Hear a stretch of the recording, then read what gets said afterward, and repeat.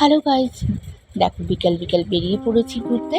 আর সকালবেলা রং খেলে দুপুরবেলা একটু বিশ্রাম নিয়ে মনে হচ্ছিল যেন বিকালবেলা কোথায় ঘুরতে যাই, তা বেরিয়েই পড়েছি।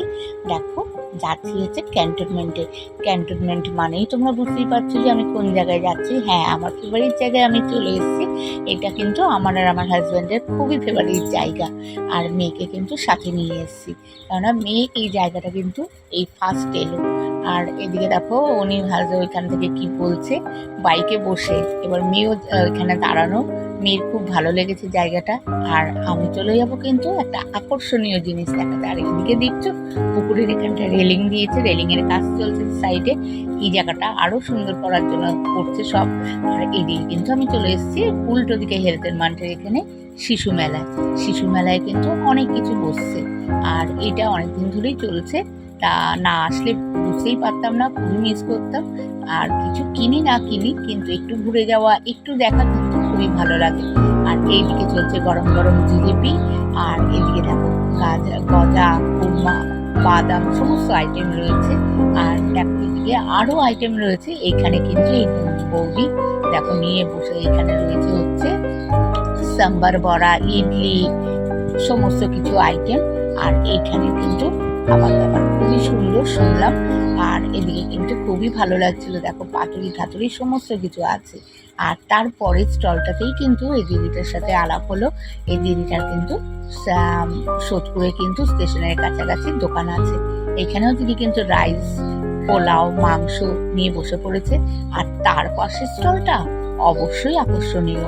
এই দেখো গন্ধরাজ ফিশ বাটার ফ্রাই, গন্ধরাজ momo, chicken lollipop, chicken pakora, ভেটকি fish fry, fish butter fry সমস্ত কিছু রয়েছে, পমফ্রেট ফ্রাই।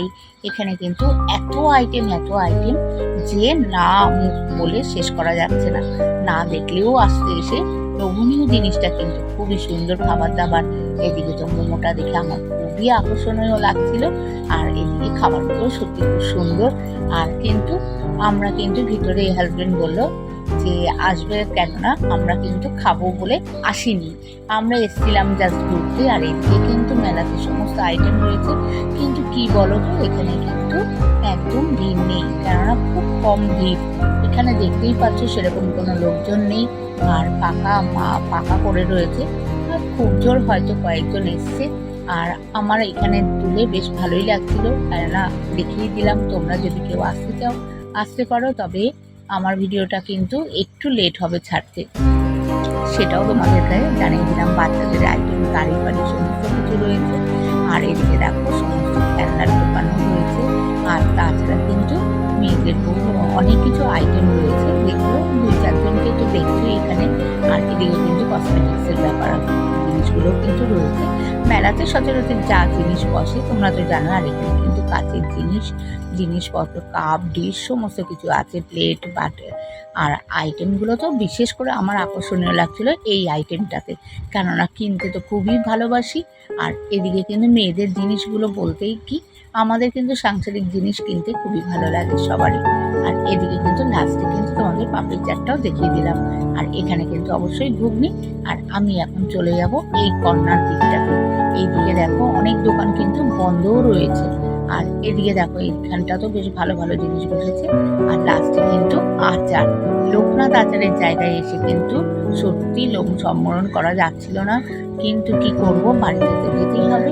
আর যদি ভিডিওটা ভালো লেগে থাকে তাহলে অবশ্যই লাইক করো, কমেন্ট করো। আর আমার চ্যানেলটাকে সাবস্ক্রাইব করে দিও আর শেয়ার করে দিও। টাটা।